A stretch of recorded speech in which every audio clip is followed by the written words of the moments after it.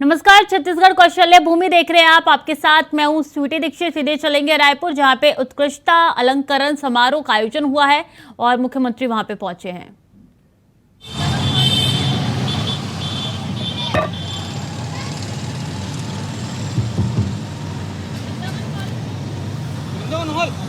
सामने सीधा सीधा उत्कृष्टता अलंकरण समारोह बैक कर लीजिए पीछे के अवसर पर आयोजित कार्यक्रम में ये सामने ही और अब बता दे उपस्थित आप ये चौक के पास लेफ्ट वाला है, बैक करिए चौक से सीधा।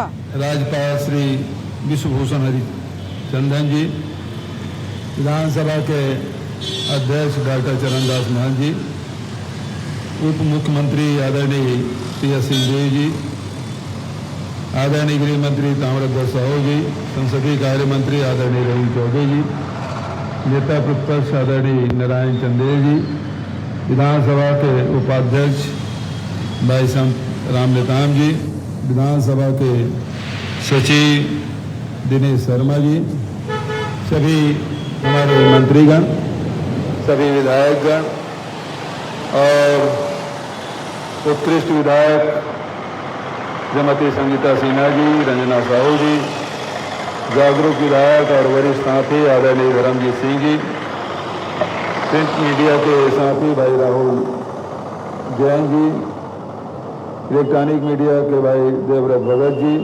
न्यूज 18 के कैमरामैन भाई रोहित श्रीवास्तव जी, वास्तुकला के लिए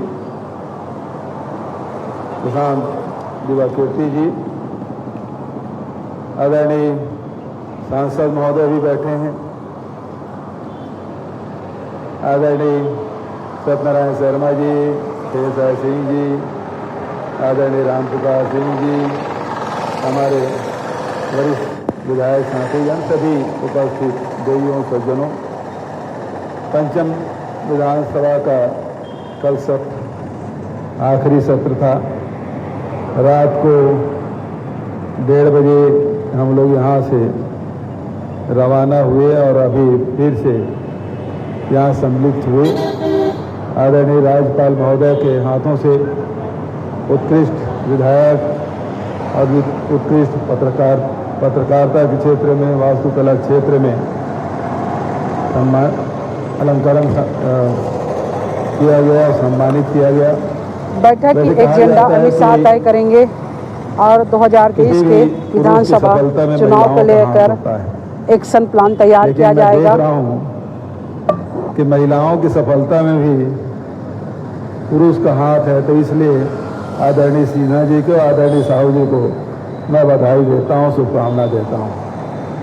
आदरणीय साथियों, आज तो विधानसभा वार एक्शन 5 साल बहुत उतार चढ़ाव के साथ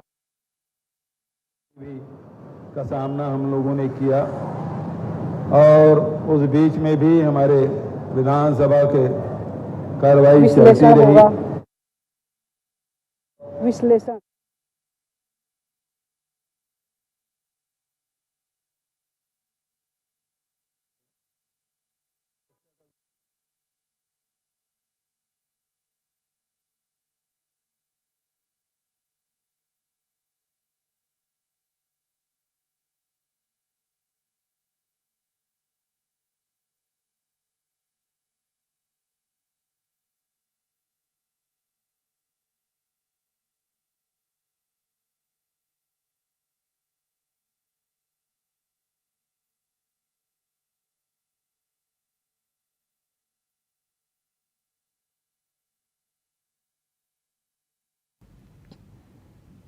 तो उत्कृष्ट अलंकरण समारोह से आप सुन रहे थे भूपेश बघेल को। उनकी तरफ से तमाम बड़ी बातें कही गई और इस दौरान कई लोग मौजूद रहे।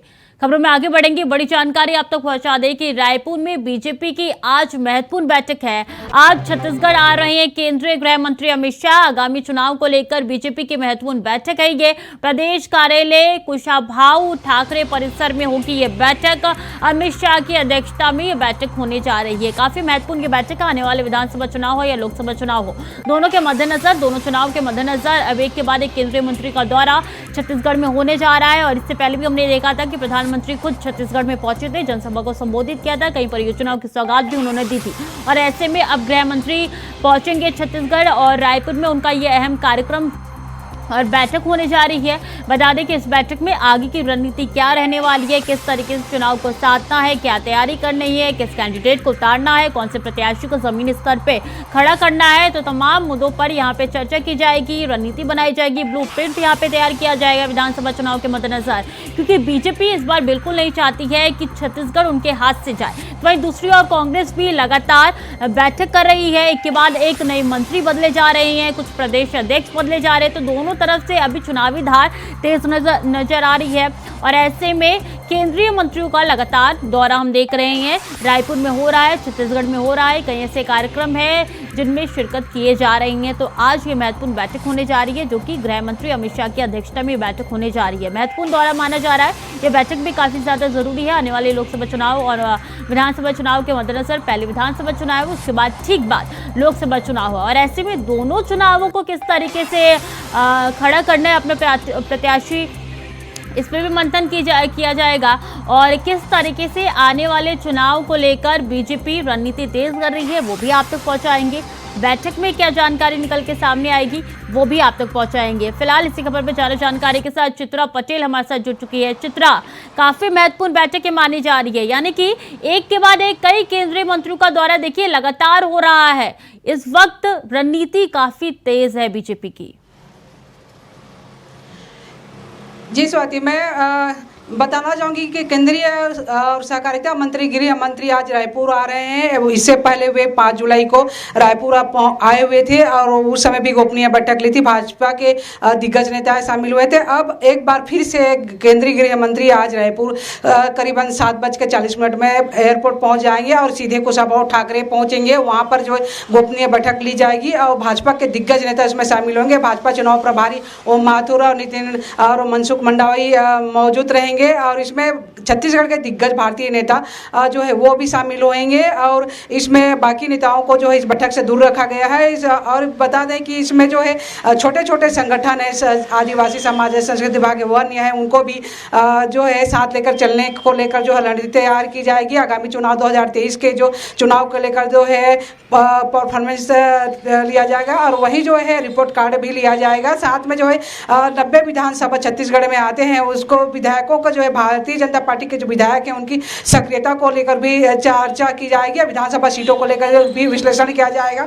और वहीं जो है आगामी 2023 के चुनाव का रणनीति जो है उस पर भी तैयार किया जाएगा कि किस तरह से चुनाव जो है लड़ना है और कैसे छत्तीसगढ़ में एक बार फिर भारतीय जनता पार्टी जो है सत्ता बनाएगी और किस तरह से कमल खिलाएगा, उसको लेकर जो है अमित शाह तैयार करेंगे। हालांकि अमित शाह छत्तीसगढ़ के जो दिग्गज नेता है, भारतीय जनता पार्टी के जो नेता है, उनसे नाखुश चल रहे हैं, इसलिए जो है इस बार के चुनाव को लेकर जो है खुद उन्होंने भागदौड़ उठा रखा है। जी बिल्कुल, भागदौड़ का जिम्मा जो है खुद गृह मंत्री ने उठा रखा है, ये साफ तौर पे उनके दौरे से पता चलता है। लेकिन खास बात तो यह है ब्लूप्रिंट तैयार कर लिया जाता है चित्रा, उसके बाद उसको धरातल पे किस तरीके से उतारा जाएगा, ऐसी कौन सी चूक है जो नहीं करनी होगी बीजेपी को, ये काफी ज्यादा जरूरी हो जाता है क्योंकि 2 चुनाव एक के बाद एक है, पहले विधानसभा फिर लोकसभा। जी, छत्तीसगढ़ में आगामी 2023 और 24 में जो है चुनाव होना है। पहले विधानसभा चुनाव होगी, उसके बाद जो है लोकसभा चुनाव होगा। इस बार जो है भारतीय जनता पार्टी के दिग्गज नेता जो है, केंद्रीय नेता है, वे दोनों चुनाव को जो है फोकस कर रहे हैं, लोकसभा को भी फोकस कर रहे हैं और विधानसभा को भी फोकस कर रहे हैं। विधानसभा अभी 3 विधानसभा का जो है उन्होंने बड़ा आयोजन कर लिया है। लगातार जो है केंद्रीय मंत्री छत्तीसगढ़ दौरे पर आ रहे हैं। अमित शाह ये दूसरी बार आ रहे हैं, तीसरी बार आ रहे हैं। एक बार उन्होंने दुर्ग संभाग में बड़ा सभा ली और उसके बाद जो है वे 5 जुलाई को जो है छत्तीसगढ़ में गोपनीय बैठक ली संगठन को लेकर और उसके बाद जो है आज तीसरी बार वापस आ रहे हैं एक बार और भारतीय जनता पार्टी की जो विधायकों का है वो परफॉर्मेंस जो है उनको वो देख रहे हैं, उनका रिपोर्ट कार्ड देख रहे हैं। आज रिपोर्ट कार्ड भी पेश किया जाएगा, उसमें इस बैठक में पूरा मुख्यमंत्री असली रिपोर्ट कार्ड तो विधानसभा और लोकसभा चुनाव के बाद ही पता चलेंगे। बने रहिए हमारे साथ, अगली खबर में भी आपका रुख करेंगे। और बीजेपी का आज विरोध प्रदर्शन है। बता दें कि शारदा चौक डॉक्टर श्यामा प्रसाद मुखर्जी की प्रतिमा के सामने करेंगे प्रदर्शन और पूर्व मंत्री बृजमोहन अग्रवाल के नेतृत्व में यह प्रदर्शन होने जा रहा है। सड़क चौड़ीकरण समेत कई मुद्दों को लेकर इसमें प्रदर्शन होने जा रहा है। प्रदर्शन में बीजेपी के कई नेता मौजूद रहेंगे। तो पूर्व मंत्री बृजमोहन अग्रवाल के नेतृत्व में ये प्रदर्शन होने जा रहा है। सड़क चौड़ीकरण का भी मुद्दा लगातार बीजेपी उठा रही है और ऐसे में तमाम ऐसे मुद्दे हैं जिसको लेकर बीजेपी सड़क पे उतर चुकी है। लगातार हमारे साथ चित्रा जुड़ी हुई है। चित्रा, ये प्रदर्शन कितना महत्वपूर्ण हो जाता है, क्योंकि बीजेपी कोई भी कोर कसर नहीं छोड़ना चाहती अब। जी देखिए, लगातार भारतीय जनता पार्टी जो है सत्ता पक्ष को घेरने की पूरी तैयारी में है और जो है आज दक्षिण विधायक बृजमोहन अग्रवाल जो है रायपुर के विधायक हैं और वे अपने क्षेत्र में जो है सड़क रोड नाली को लेकर जो है लगातार भ्रष्टाचार का आरोप लगाते रहे हैं। इस बार जो है स्मार्ट सिटी को लेकर जो भ्रष्टाचारी का आरोप लगा रहे हैं, क्योंकि तात्यापारा से लेकर जो शारदा चौक का जो रोड है वो सक्रियकरण जाम होते रहता है, आए दिन जाम की शिकायत है। इसको लेकर जो है लगातार उन्होंने नगर निगम को लेकर जो है और सत्ता पक्ष को लेकर घेरा है, कई बार आवाज उठाई है। विधानसभा में भी उन्होंने इस बात को आवाज उठाई थी और आज करीबन जो है 3 बजे वे धरना प्रदर्शन करेंगे और उस पर जो है भ्रष्टाचारी का आरोप लगा रहे हैं कि रोड नाली को जो है पेयजल को, जिस तरह से बारिश होता है तो उस क्षेत्र में जो है जल भराव की समस्या को भी देखने को मिलता है। भाजपा कार्यालय है वहाँ पर भी जल भराव की स्थिति होती है, तो इसको लेकर जो है वे आज प्रदर्शन करने वाले हैं। जी, इसके अलावा और कौन से मुद्दे हैं जिसको लेकर प्रदर्शन हो रहे हैं इसके बाहर, और दूसरी ओर कांग्रेस किस तरीके से तैयारी कर रही है कि इस प्रदर्शन को रोका जाए, सुरक्षा के क्या इंतजाम?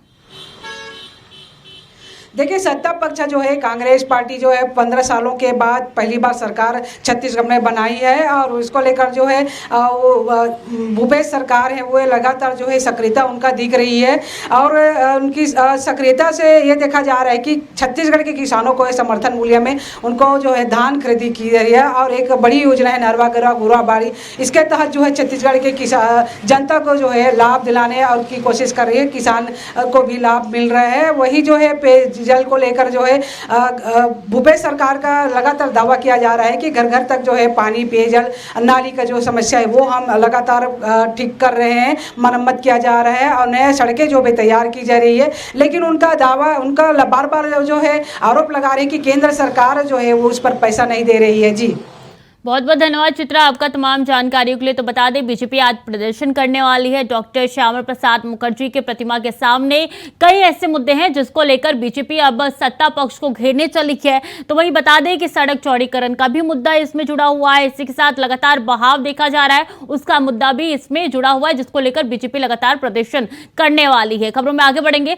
छत्तीसगढ़ विधानसभा के मानसून सत्र में विपक्ष की तरफ से लाया गया अविश्वास प्रस्ताव गिर गया।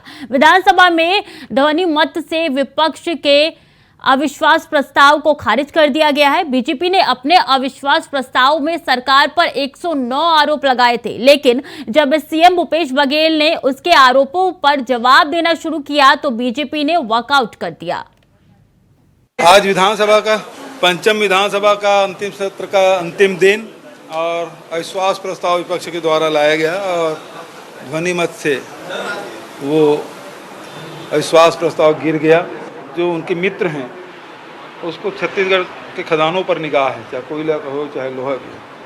वो सरकार, कांग्रेस सरकार है, वो बीच में है। बीच में होने कारण से क्योंकि छत्तीसगढ़ के वन संपदा, छत्तीसगढ़ के प्राकृतिक संपदा और यहाँ के जो खनिज संपदा है उसको सही ढंग से दोहन हो, लेकिन यहाँ का नुकसान भी ना हो, इसको ध्यान में रखते हुए हम लोगों ने जो समय समय पर निर्णय लिया उससे काफ़ी क्षुब्ध हुए और उसको नुकसान पहुंचा।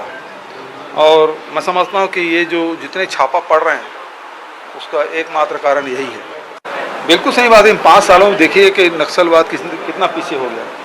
नहीं तो सारे मीडिया है वो भरा पड़ा रहता था, चाहे इलेक्ट्रॉनिक मीडिया हो चाहे प्रिंट मीडिया हो। विधानसभा में पहला कोई सघन या ध्यानाकर्षण लगता था, नक्सल के मामले में लगता था, लेकिन आज अविश्वास प्रस्ताव में भी, पिछले अविश्वास प्रस्ताव में भी, अविश्वास प्रस्ताव में किसी सदस्य ने चर्चा नहीं, केवल अंतिम में नेता प्रतिपक्ष ने उस मुद्दे को उठाया। लेकिन जिस प्रकार से वहाँ बस्तर के विधायकों ने उसका कड़ा प्रतिवाद किया, उससे स्पष्ट है कि नक्सलवाद बहुत पीछे हो गया। मैं ये नहीं कह रहा हूँ कि खत्म हो गया है, लेकिन बहुत और निर्वाचन आयोग के निर्देश पर मतदाता जागरूकता के लिए जिलाधीश चंदन कुमार ने शनिवार को 4 ईवीएम मशीन गाड़ी को हरी झंडी दिखाकर रवाना किया।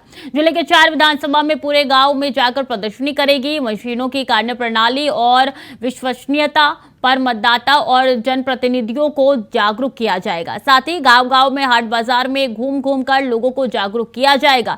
इसकी कार्यप्रणाली को मतदाता जानना चाहे तो मास्टर ट्रेनर इस गाड़ी में उपस्थित रहेंगे। मतदाता जागरूकता और निर्वाचन में सहभागिता के लिए ईवीएम वीवीपैट मशीन के संबंध में आमजनों को जानकारी दी जाएगी।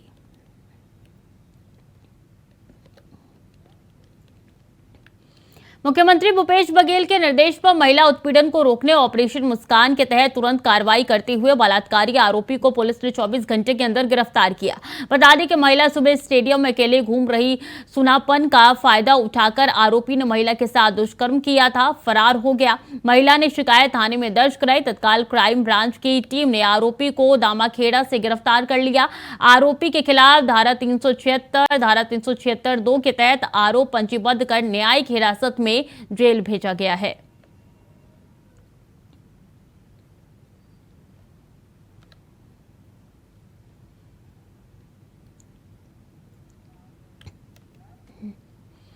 छत्तीसगढ़ के दुर्ग जिले के डोडकी गांव में बाढ़ में फंसे 6 बच्चों को एसडीआरएफ ने रेस्क्यू कर लिया है। स्टूडेंट्स आमनेर नदी पार कर गुड़पाड़ स्थित स्कूल गए थे। बारिश के बाद नदी का जलस्तर बढ़ने से स्कूल में ही थे। सूचना पर एसडीआरएफ दुर्ग की टीम मौके पर पहुंचे। इसके बाद मोटर बोट ने बैठाकर इन्हें नदी पार कराया। बोरी थाना अंतर्गत डोडकी और मुडपाड़ 2 गांव है। दोनों गांव के बीच से आमनेर नदी गुजरती है। बारिश के दिनों में नदी का जलस्तर बढ़ जाने से दोनों गांव का संपर्क आपस में टूट जाता है। पुलिस के मुताबिक शुक्रवार को सूचना मिली थी कि डोडकी गांव के मुडपाड़ के कुछ स्कूल बच्चे फंस गए हैं।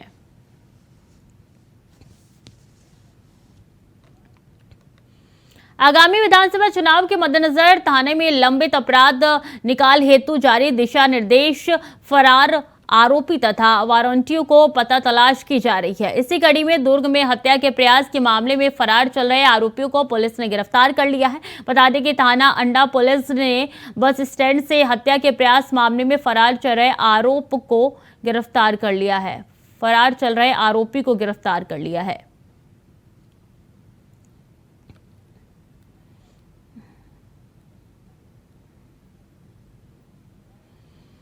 कोरबा के टीपी नगर में संचालित श्री नरेश ट्रेडिंग कंपनी की संचालिका उषा अग्रवाल से ठगी करने का मामला सामने आया है। पुलिस की जांच धीरे धीरे आगे बढ़ रही है। बता दें कि फर्म के अन्य सदस्यों ने फर्जी तरीके से उषा अग्रवाल को बाहर का रास्ता दिखा दिया था। साथ ही उसके 24% शेयर भी नहीं दिए थे। वहीं जांच के दौरान पता चला कि हेमंत अग्रवाल सहित अन्य लोगों ने उषा अग्रवाल के सास के फर्जी हस्ताक्षर कर 7 करोड़ का लोन भी निकाल लिया था। पुलिस ने बैंक प्रबंधन को कोरबा बुलाया और लोन के सारे मूल दस्तावेजों को जब्त कर लिया गया।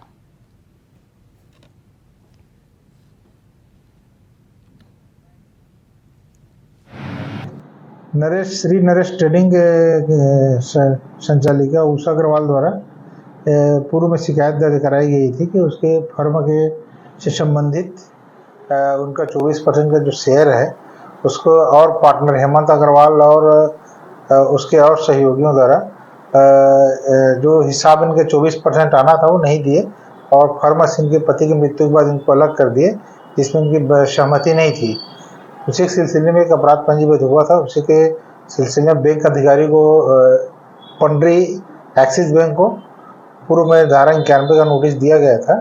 उसी सिलसिले में शाखा प्रबंधक द्वारा पुलिस चौकी CSB उपस्थित होकर बैंक से अंजोरा चौकी थाना क्षेत्र के औद्योगिक क्षेत्र में जायसवाल कंपनी में बीते दिन एक कर्मचारी की मौत हो गई, जिससे ग्रामीणों और परिवारजनों में चक्का जाम कर दिया। मुआवजे की मांग की। वहीं अब कंपनी के प्रतिनिधि की ओर से 2 लाख मुआवजे देने की बात कही गई है, लेकिन परिवार वाले इससे ज्यादा मुआवजे की मांग कर रहे हैं।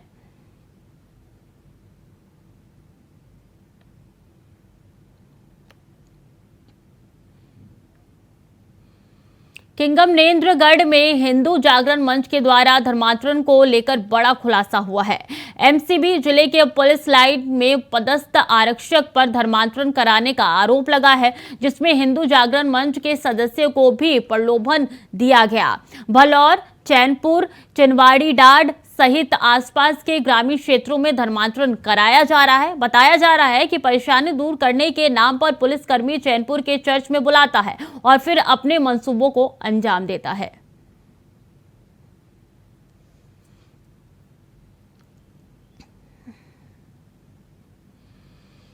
तो वहीं सरगुजा पुलिस ने एक फर्जी महिला डॉक्टर का पर्दाफाश किया है। महिला पिछले 1.5 सालों से एक महिला डॉक्टर के गुम हुए सर्टिफिकेट के आधार पर शहर के एक निजी अस्पताल में अपना नाम बदलकर बतौर चिकित्सक अपनी सेवा दे रही थी। जब मामला पुलिस तक पहुंचा तो पुलिस भी हैरान रह गया। दरअसल जिले के लखनपुर ब्लॉक के प्राथमिक स्वास्थ्य केंद्र में पदस्थ डॉक्टर खुशबू साहू सन 2021 में इंटर्नशिप के लिए रायपुर के लिए एक निजी अस्पताल में गई थी और इसी दौरान महिला डॉक्टर का सर्टिफिकेट गुम हो गया, जिसकी शिकायत महिला डॉक्टर ने रायपुर के थाने में दर्ज कराई थी। लेकिन पुलिस महिला चिकित्सक का सर्टिफिकेट खोज पाती इससे पहले ये सर्टिफिकेट एक फर्जी डॉक्टर वर्षा वानखेड़े के हाथ लग गया और उसने सर्टिफिकेट को पुलिस थाने में जमा करने के बजाय महिला डॉक्टर के सर्टिफिकेट का 1.5 साल तक दुरुपयोग किया।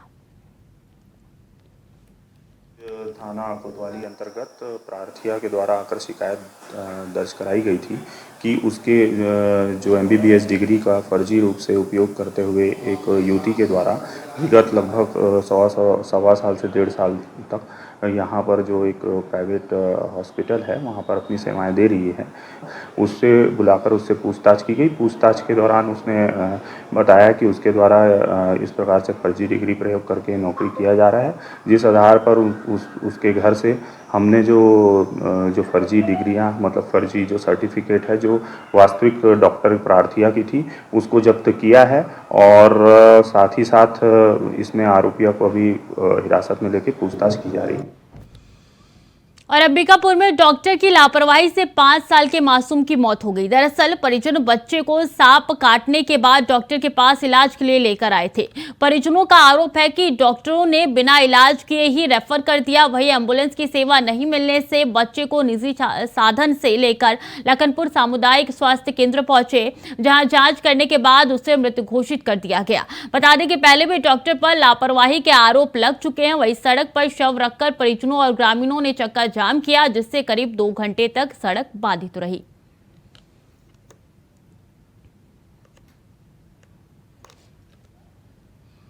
बालोद में पुलिस ने क्रेडिट कार्ड बनवाने को लेकर धोखाधड़ी करने वाले 2 एजेंट को गिरफ्तार किया है, जिन्होंने खाता धारकों से उनका क्रेडिट कार्ड बनवाकर इस्तेमाल नहीं करने पर कार्ड बंद करवाने का बहाना बनाया गया और उनसे क्रेडिट कार्ड वापस लेकर पैसा निकाल लिया करते थे, जिसको लेकर डोंडी लोहारा थाने में एक पीड़ित की शिकायत पर पुलिस ने आरोपी जीवनलाल को नागपुर से और दूसरे आरोपी सुरेश साहू को भिलाई से गिरफ्तार किया है। कब्जे से 1 लाख नगद, 6 क्रेडिट कार्ड, 1 मोटरसाइकिल, जमीन खरीदी बिक्री के दस्तावेज और पीड़ितों के बायोडाटा वाले डायरी भी बरामद हुई है।